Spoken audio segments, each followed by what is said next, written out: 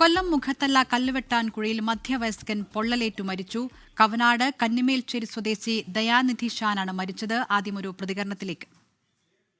ഇദ്ദേഹത്തിൻ്റെ പേര് ദയാനിധി എന്നാണ്. അദ്ദേഹത്തിൻ്റെ ഉടമസ്ഥതയിലുള്ള പുരയിടമാണിത്. ഇത് വൃത്തിയാക്കുന്നതിൻ്റെ ആവശ്യമായിട്ടാണ് അദ്ദേഹം ഇവിടെ വന്നതെന്നാണ് മനസ്സിലാക്കുന്നത്. കത്തിച്ചപ്പോഴേക്കും അത് ആളിപ്പടർന്നു. അദ്ദേഹം തന്നെ ഫയർഫോഴ്സിനെ വിളിച്ചു, ഇവിടെ തീ കത്തി എന്ന് പറഞ്ഞിട്ട്.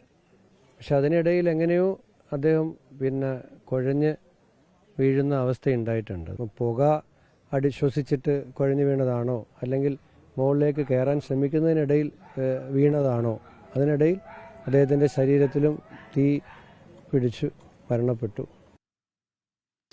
പി സി വിശ്വനാഥിന്റെ പ്രതികരണമാണ് കണ്ടത്. ഇപ്പോൾ അരുൺ രാജ് വിവരങ്ങളുമായി ചേരുകയാണ്. അരുൺ, എന്താണ് സംഭവിച്ചത്? ഇന്ന് ഉച്ചയോടെയാണ് സംഭവം നടക്കുന്നത്. കൊല്ലം മുഖത്തല കല്ലുവെട്ടാൻകുഴിക്ക് സമീപമാണ് ഈ സ്വന്തം പുരയിടത്തിൽ അത് ഈ വസ്തു മേടിച്ചതാണ് അദ്ദേഹം. കഴിഞ്ഞ കുറച്ചു നാളായി അവിടേക്ക് ഈ വസ്തു വൃത്തിയാക്കാനായി എത്തിയപ്പോഴാണ് ഈ കരിയില തീക്ക് അദ്ദേഹം തീ കൊടുത്തത്. തീ കൊടുത്ത ശേഷം ഈ കരിയില ഉച്ചയായതോടെ കാറ്റിന്റെ ഗതിയും മാറിയതോടെ ആളിപ്പടരുകയായിരുന്നു.